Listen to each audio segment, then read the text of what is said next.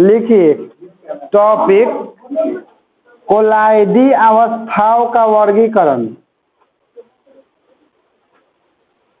कोलाइडी अवस्थाओं का वर्गीकरण। कोलाइडी अवस्थाओं का वर्गीकरण।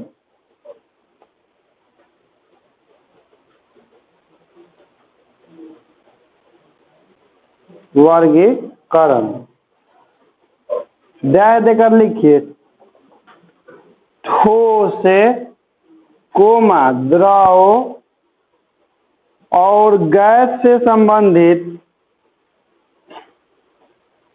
ठोस द्रव और गैस से संबंधित कोलाइडी विलयन या सॉल।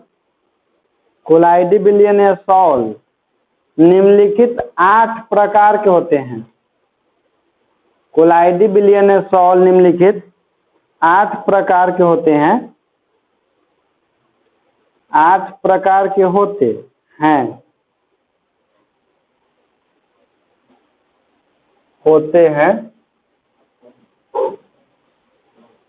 देखिए जैसे आपको सुन लीजिए, जैसे आपको विलयन पढ़ाए थे ना, तो विलयन के प्रकार पढ़ाए थे 8-9 गो। वैसे यहाँ कोलाइडी विलयन के भी प्रकार है, तो लिखिएगा ठीक ना। हम पहले बना देते हैं। परिक्षेपण माध्यम किसे कहते हैं? हाँ, परिक्षेपण माध्यम वो होता है जिसमें जिसमें परिक्षेपित कला होता है। परिक्षेपित कला मतलब कोलाइडी के कण। तो बनाते चल सकते हैं परिक्षेपित कला, लेकिन ज्यादा स्पेस मत लीजिएगा, कैसे कि इसमें एक वर्ड लिखना है जैसे ठोस गैस इस तरह से, तो उतने स्पेस लीजिएगा ठोस गैस लिखा जाए। सबसे स्पेस लास्ट में देना है ठीक ना, इसलिए स्पेस बचा के रखिएगा। या परिक्षेपित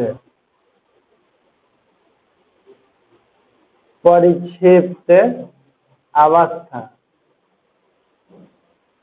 ये हो जाएगा कोलाइडी के प्रकार। जितना छोटा जगह में एडजस्ट कीजिएगा अभी ठीक ना, लास्ट में सबसे ज्यादा जगह देना है। कोलाइडी के प्रकार सबसे लास्ट में होगा उदाहरण। उदाहरण के लिए चाहिए बहुत ज्यादा जगह। जैसे पहला नंबर परिक्षेपण माध्यम ठोस, और जो परिक्षेपित है वो भी ठोस। तो जो सॉल बनता है ई बनेगा ठोस सॉल, और ई वाला होता है इसका एग्जाम्पल में पीतल कोमा रंगीन रूबी कोमा कांच मिश्र धातु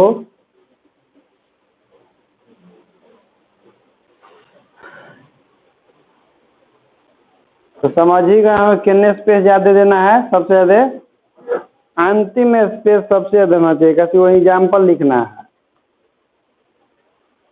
जैसे परिक्षेपण माध्यम में ठोस है और परिक्षेपित कला भी ठोस है, तो जो कोलाइडी बनेगा कोलाइडी विलयन, उसको ठोस कोलाइडी विलयन कहिए या ठोस सॉल कहिए। कैसे बताए थे कि कोलाइडी तंत्र को क्या कहा जाता है? कोलाइडी पद्धति को ये नहीं, कांच लिखा हुआ है, कांच है नहीं।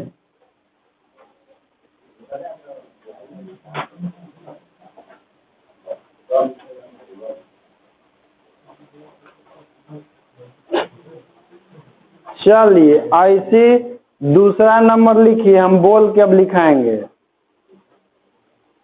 दूसरा नंबर में लिखिए परिक्षेपण माध्यम में ठोस लिखिए, आप परिक्षेपित कला में द्रव लिखिए, आप कोलाइडी के प्रकार में लिखिए विलयन। और उदाहरण लिखिए jelly jelly comma gel, jelly gel, जैसे क्रीम उरीम नहीं आता है जेल टाइप के, उसमें देखिए क्रीम जो है ठोस में द्रव अधिशोषित रहता है, ठोस हो जाएगा परिक्षेपण माध्यम और द्रव उसमें क्या होता है अधिशोषित हो जाता है। या वो वाला देखे हैं एगो हाइड्रो कुछ करके ऐसे होता है जो हम सजावट के लिए घर में हाइड्रोफिलिक ऐसे कुछ करके नाम होकर हाइड्रो उज्जवल को सोख लेता है, जैसे एथी में देखे होंगे घर में सजावटी के लिए नहीं रखता, पनिया में डाल देता है तब फूल के साइज में बड़ा सुंदर सुंदर लगता है, तो उधर ठोस रहता है और पनिया के सोख के क्या होता है बड़ा होता है, तो वो ठोस रहता है, उसमें द्रव का हो गया सूख गया अधिशोषित हो गया, तो वो भी उसका एग्जाम्पल हो सकता है। चलिए तीसरा लिखिए, परिक्षेपण माध्यम में ठोस आप परिक्षेपित कला में गैस, आए प्रकार लिखिए एरोसॉल, एरोसॉल एरोसॉल, एग्जाम्पल में लिखिएगा अधिशोषित गैस से, अधिशोषित गैस से कोमा पैलेडियम धातु पर H2 का अधिशोषण,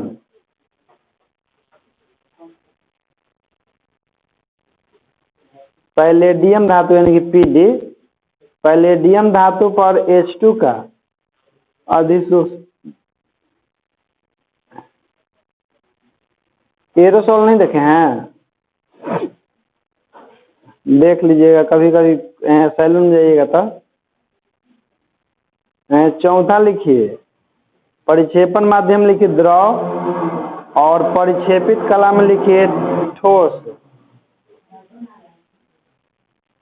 परिक्षेपण माध्यम लिखिए द्रव आप परिक्षेपित कला में ठोस, ठोस और विलयन के प्रकार लिखिए कोलाइडी के जेल, जेल, एग्जाम्पल लिखिए, एग्जाम्पल में होगा स्टार्च कोमा प्रोटीन कोमा मक्खन, स्टार्च प्रोटीन मक्खन। अब पांचवा नंबर लिखिए परिक्षेपण माध्यम लिखिए द्रव और परिक्षेपित कला में भी लिखिए द्रव,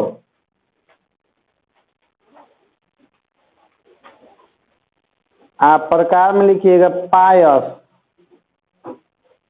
पायस दोनों द्रव है ठीक ना, दूध है, दूध है कोमा बालों में लगाने वाला क्रीम,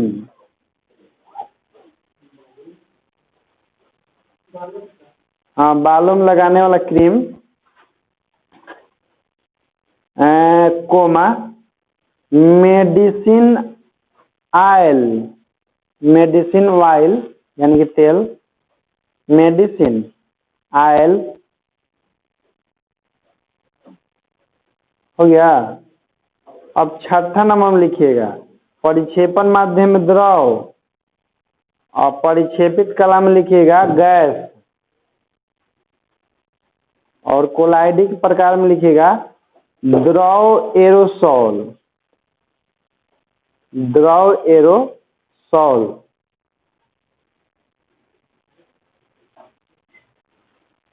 एग्जाम्पल में लिखिएगा आग, आग कोमा स्प्रे, स्प्रे इस तरह से लिखिएगा, हाँ स्प्रे। अगला लिखिए सातवां नंबर गैस परिक्षेपण माध्यम में और परिक्षेपित कला में लिखिए ठोस, ठोस प्रकार में लिखिए ठोस सॉल, ठोस सॉल और एग्जाम्पल में लिखिए धुआं, धुआं। जैसे आग लगता है देखिएगा उसके धूल कण उड़ता है, तो गैस में ठोस कण उड़ता है, ठोस के कण राख टाइप के आग के सही बैठता है कि नहीं, तो वो हो गया आपका हवा, हो गैस हो गया परिक्षेपण माध्यम, और ठोस हो गया परिक्षेपित कला। अर्थवा लिखिए परिक्षेपण माध्यम में गैस, एग्जाम्पल लिखिए बताओ उसका। आठवां लिखिए गैस, द्रव, और एग्जाम्पल में लिखिएगा कोलाइड। प्रकार का नहीं है, लिखिए क्रीम, साबुन, सोडा वाटर, कुहासा, बादल। बादल हो गया ना। अब इनमें से कौन पूछेगा हमको ही मालूम नहीं है, लेकिन आठों में से कोई एक ऑब्जेक्टिव है। गैस गैस नहीं, कोई वो पूछता है, लेकिन कौन पूछता है हमको भी पता नहीं कि आठ में से कौन पूछेगा, लेकिन ये कोई, ठीक ना। क्वेश्चन देता है कि जैसे कि पायस किसमें किसका उदाहरण है, तो दौड़ाव में दौड़ाव का उदाहरण है, इस तरह से करके पूछता है।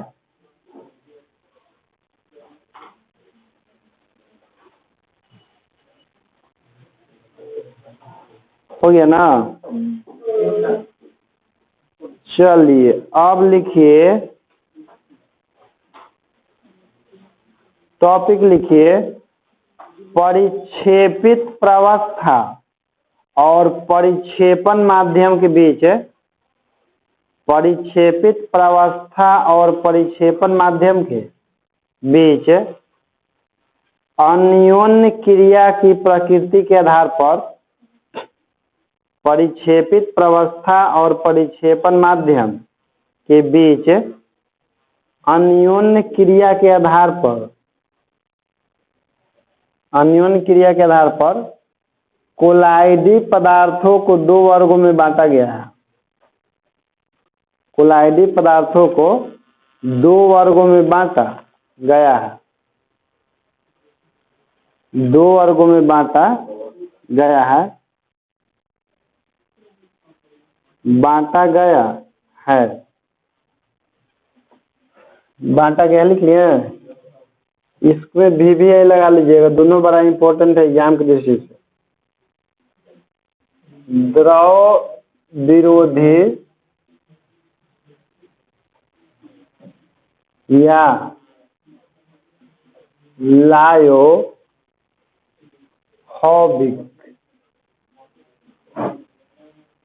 द्रव विरोधी या लायोफोबिक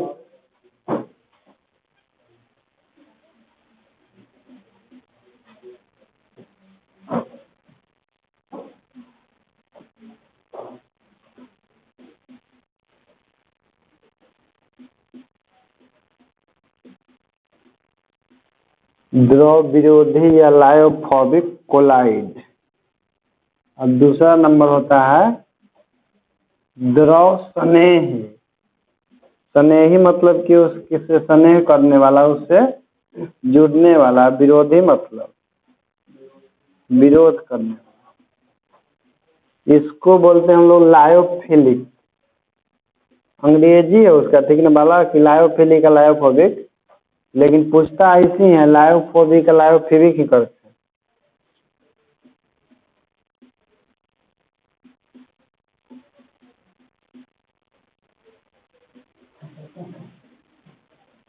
दोनों लिख लीजिए, द्रव विरोधी कोलाइड या लायोफोबिक कोलाइड, या द्रव स्नेही कोलाइड या लायोफिलिक कोलाइड। द्रव स्नेही जो द्रव से स्नेह रखता है, यानी कि अट्रैक्शन, जो विरोध करेगा।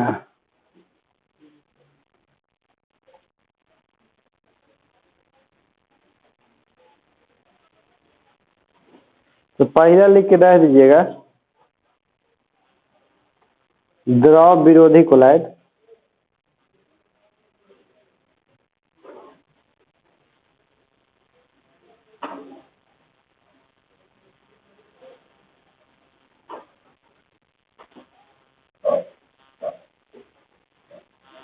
देखिए हम लोग किसके आधार बता रहे हैं, परिक्षेपण माध्यम, आप परिक्षेपित प्रावस्था के आधार पर ना।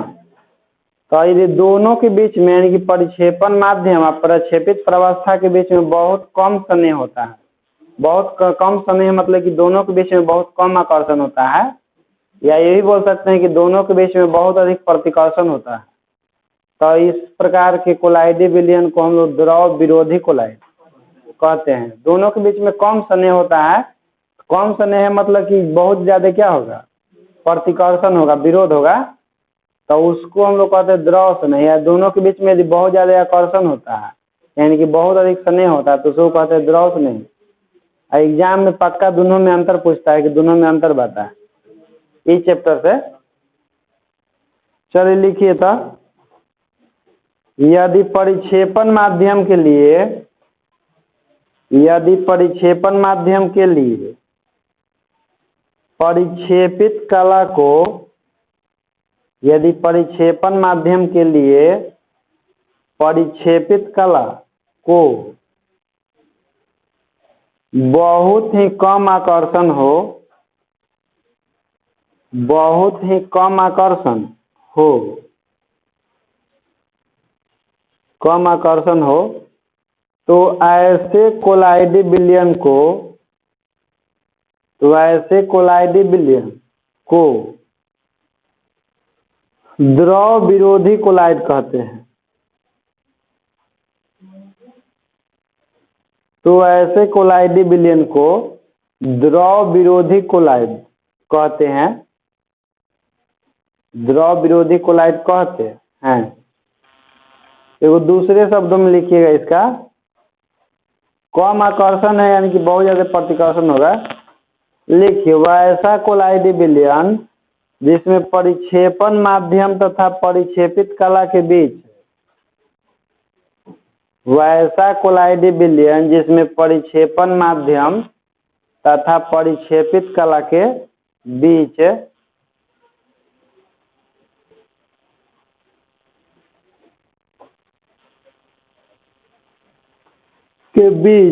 बहुत अधिक प्रतिकर्षण होता है, बहुत अधिक प्रतिकर्षण होता है, बहुत अधिक प्रतिकर्षण होता है, तो उसे लायोफोबिक कोलाइड कहते हैं। तो उसे लायोफोबिक कोलाइड कहते हैं, लायोफोबिक कोलाइड कहते हैं। जैसे लिखिएगा गोल्ड सॉल, गोल्ड सॉल, हाँ गोल्ड सॉल मतलब कि सोना जो है ना उसको इतना छोटा कर दिया गया है कि उसका साइज जो है वास्तविक विलयन निलंबन के ठीक है। ये सॉल हम लोग किसी का बना सकते हैं, जैसे कि आपका भी हम सॉल बना सकते हैं, लेकिन आपके कौन का साइज हमको किसके रेंज में ले जाना पड़ेगा, कोलाइड निलंबन के और वास्तविक विलयन के बीच में ले जाना पड़ेगा। तो आपका भी हम कोलाइड बना सकते हैं, यानी कि आपका भी सॉल कचुम्बर निकाल के, लेकिन साइज उतना ले जा पड़ेगा, ऐसा नहीं। सॉल किसी का भी हो सकता है, ठीक ना। Comma silver sol, silver sol, comma sulphur sol,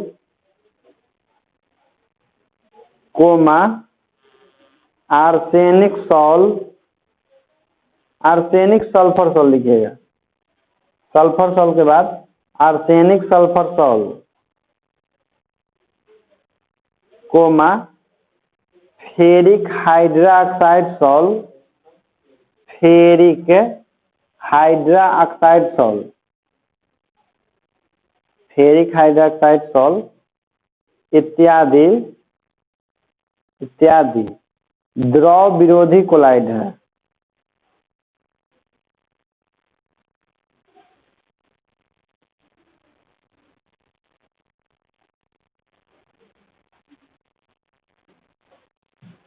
हो गया ना। अब वो नोट लिखिए, लायोफोबिक कोलाइड को व्युत्क्रमणीय या अनुत्क्रमणीय सॉल्व भी कहते हैं। लायोफोबिक कोलाइड को व्युत्क्रमणीय या अनुत्क्रमणीय सॉल्व भी कहते हैं। व्युत्क्रमणीय या अनुत्क्रमणीय सॉल्व भी कहते हैं।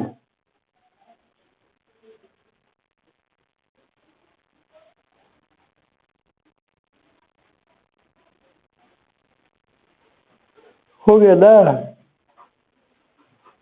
चलिए अब लिखिए टॉपिक लायोफोबिक कोलाइड के गुण। लायोफोबिक कोलाइड के गुण।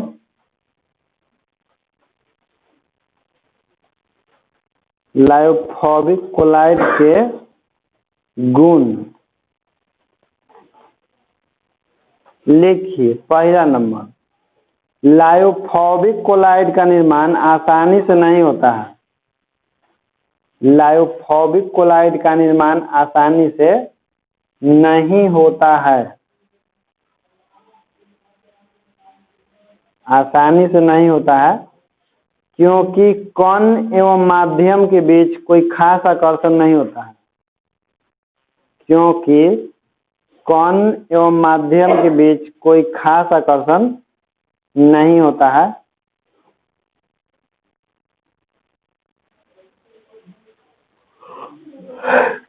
क्योंकि कण और माध्यम के बीच कोई खास आकर्षण नहीं होता है।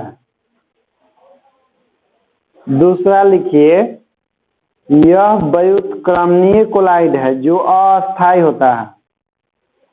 यह व्युत्क्रमणीय कोलाइड है जो अस्थायी होता है।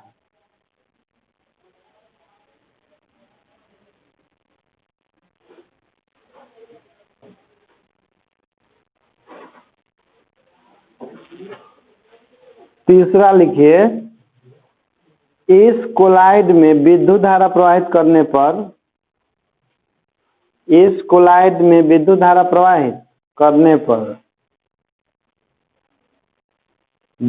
प्रवाहित करने पर या गर्म करने पर उनके कण अवक्षेपित हो जाते हैं। उनके कण अवक्षेपित हो जाते हैं।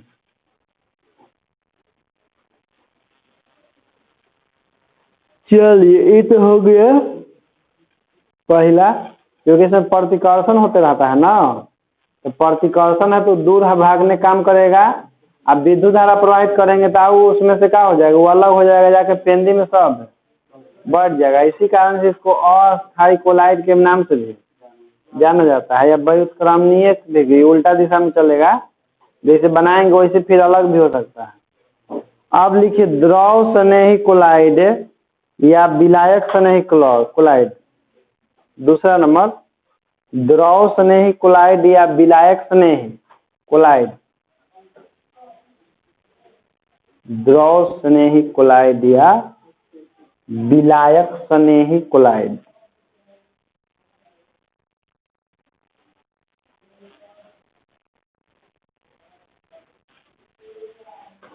इसमें होता क्या है कि दोनों के बीच में प्रेम अधिक होता है, स्नेह है। परिक्षेपण माध्यम में परिक्षेपित प्रावस्था के, तो स्थायी होगा कि अस्थायी होगा? तो चलिए लिखिए, तो यदि परिक्षेपण प्रावस्था का स्नेह है, यदि परिक्षेपण प्रावस्था का स्नेह है,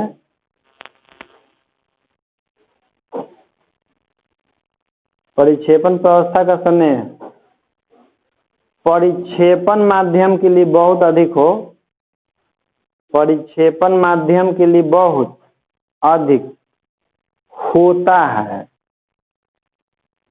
परिक्षेपण माध्यम के लिए बहुत अधिक होता है, तो ऐसे कोलाइडी विलयन को लायोफिलिक कोलाइड कहते हैं। तो ऐसे कोलाइडी विलयन को लायोफिलिक कोलाइड कहते हैं। कहते हैं।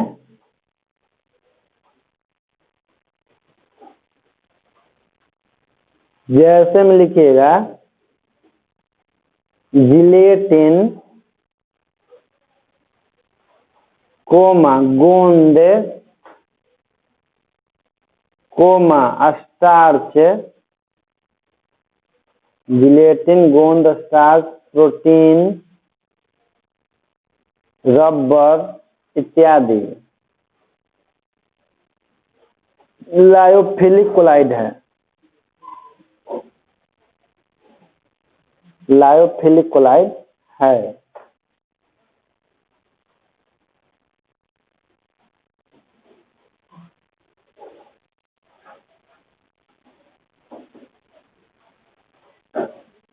हो गया ना। ये तो स्नेह है, एक बार चिपक गया तो छोड़ेगा नहीं, उल्टा दिशा में भगाएगा नहीं होगा। तो उत्क्रमणीय होगा कि अनुत्क्रमणीय होगा? उत्क्रमणीय होगा एक दिशा में। तो नोट लिखिए, लायोफिलिक कोलाइड को उत्क्रमणीय कोलाइड भी कहते हैं।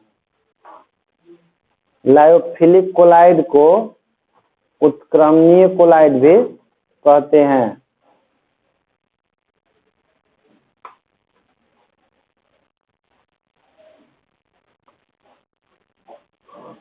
लायोफिलिक कोलाइड को उत्क्रमणीय कोलाइड भी कहते हैं।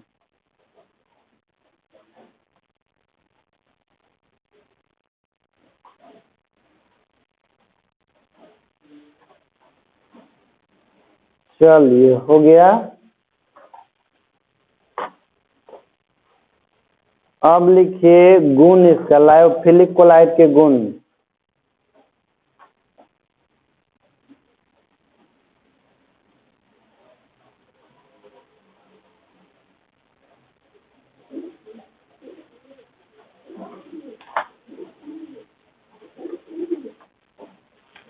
लिखिए पहला नंबर, लायोफिलिक कोलाइड का निर्माण आसानी से एवं शीघ्रता पूर्वक। लायोफिलिक कोलाइड का निर्माण आसानी से एवं शीघ्रता पूर्वक होता है, हो जाता है। लिखिए लायोफिलिक कोलाइड का निर्माण आसानी से एवं शीघ्रता पूर्वक हो जाता है, हो जाता है क्योंकि कण एवं माध्यम के बीच, क्योंकि कण एवं माध्यम के बीच बहुत अधिक आकर्षण होता है। क्योंकि कण एवं माध्यम के बीच बहुत अधिक आकर्षण होता है।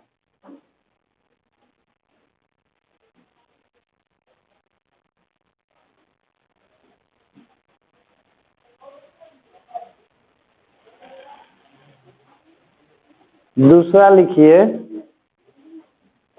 किसी विधि जैसे वाष्पीकरण द्वारा, किसी विधि जैसे वाष्पीकरण द्वारा यदि कण तथा माध्यम को अलग कर दिया जाता है, किसी विधि जैसे वाष्पीकरण द्वारा यदि कण तथा माध्यम को अलग कर दिया जाता है, तो सॉल को पुनः मिश्रित करके, तो सॉल को पुनः मिश्रित करके दोबारा प्राप्त किया जा सकता है, दोबारा प्राप्त किया जा सकता है।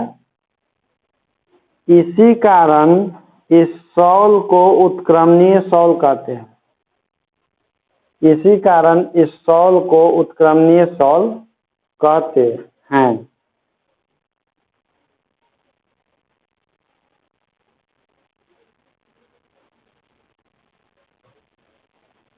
उत्क्रमणीय सॉल कहते हैं।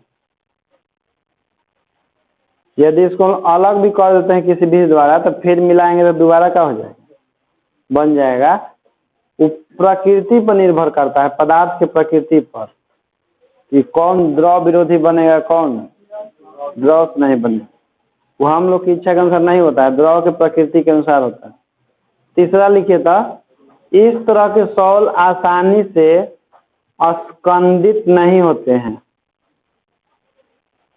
इस तरह के सॉल आसानी से स्कंदित आधा स से होता है।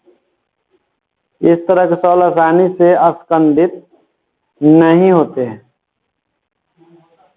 नहीं होते हैं, अर्थात यह अस्थाई होता है, यह अस्थाई होता है, अस्थाई होता है।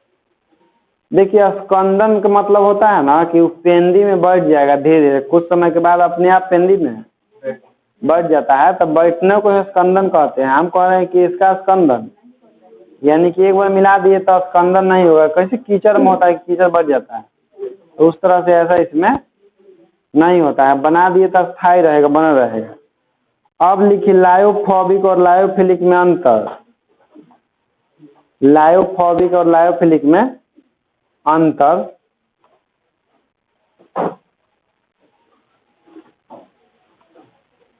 लायोफोबिक और लायोफिलिक में अंतर।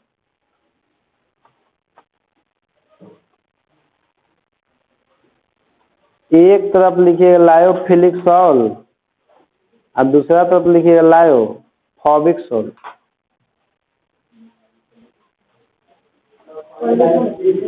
कोई दिक्कत नहीं।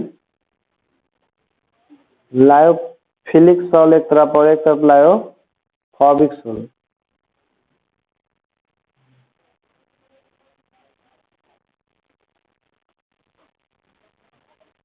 चलिए तो लायोफिलिक सॉल में लिखिए पहला, लायोफिलिक में इसलिए जो बोल रहे हो सुनिए। आप आगे पीछे लिख दिए तो उससे कोई दिक्कत नहीं है, लेकिन जो बोल रहे हैं उसको तो सुनिए। दूसरा लिखिए पहला नंबर लायोफिलिक में इसका पृष्ठ तनाव परिक्षेपण माध्यम से कम रहता है। इसका पृष्ठ तनाव परिक्षेपण माध्यम से कम रहता है, परिक्षेपण माध्यम से कम रहता है।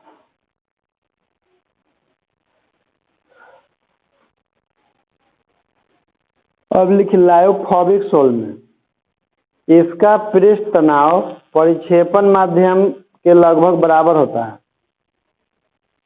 इसका पृष्ठ तनाव परिक्षेपण माध्यम के लगभग बराबर होता है।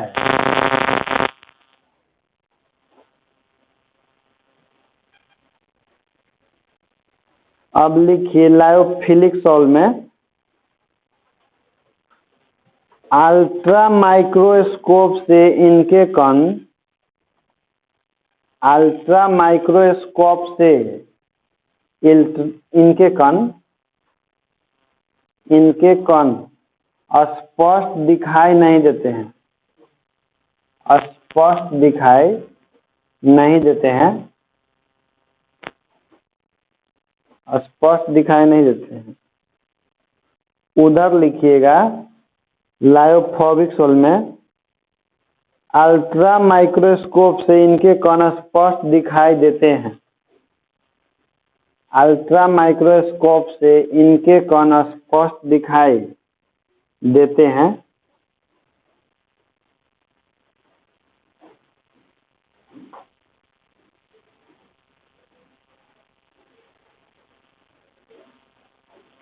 अब लिखिए लायोफिलिक सॉल में लिखिए यह अस्थायी होने के कारण इन्हें आसानी से स्कंदित नहीं किया जा सकता।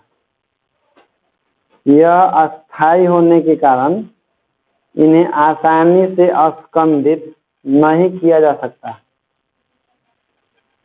आसानी से स्कंदित नहीं किया जा सकता है।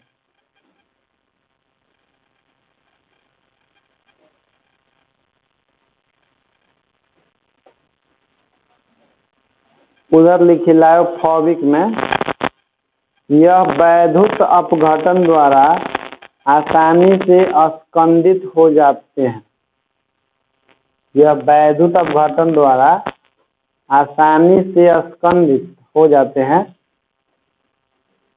आसानी से स्कंदित हो जाते हैं। स्कंदित माने पेनी बढ़ जाता है। अब लिखिए लायोफिलिक सॉल्ट में, लिखिए इसका स्कंदन उत्क्रमणीय होता है। इसका स्कंदन उत्क्रमणीय होता है।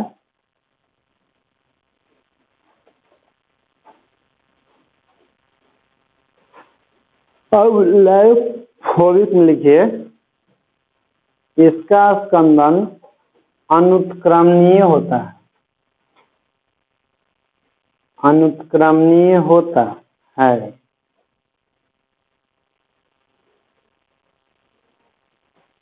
अब लिखिए लायोफिलिक सॉल्ट में इसका स्थानांतरण जल से अधिक होता है। इसका स्थानांतरण जल से अधिक होता है।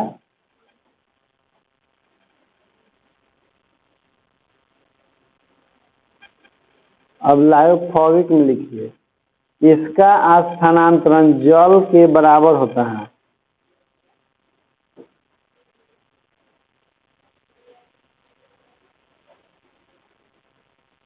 इसका स्थानांतरण जल के बराबर होता है। छठा लास्ट लायोफिलिक में लिखिए वैद्युत क्षेत्र के प्रभाव से इनके कण दोनों दिशाओं में गमन कर सकते हैं। वैद्युत क्षेत्र के प्रभाव से इनके कण दोनों दिशाओं में गमन कर सकते हैं। वैद्युत क्षेत्र के प्रभाव से इनके कण दोनों दिशाओं में गमन कर सकते हैं। दोनों दिशाओं में गमन कर सकते हैं। और उधर लिखिए लायोफोबिक में कि वैद्युत क्षेत्र के प्रभाव से इनके कण एक ही दिशा में गमन कर सकते हैं। वैद्युत क्षेत्र के प्रभाव से इनके कण एक ही दिशा में गमन कर सकते हैं। एक ही दिशा में गमन कर सकते हैं।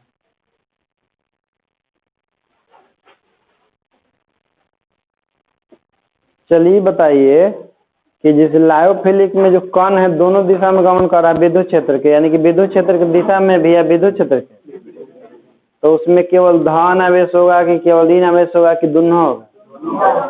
क्योंकि ऋण आवेश चलता है विद्युत क्षेत्र की विपरीत दिशा में, लेकिन धन आवेश चलता है विद्युत क्षेत्र।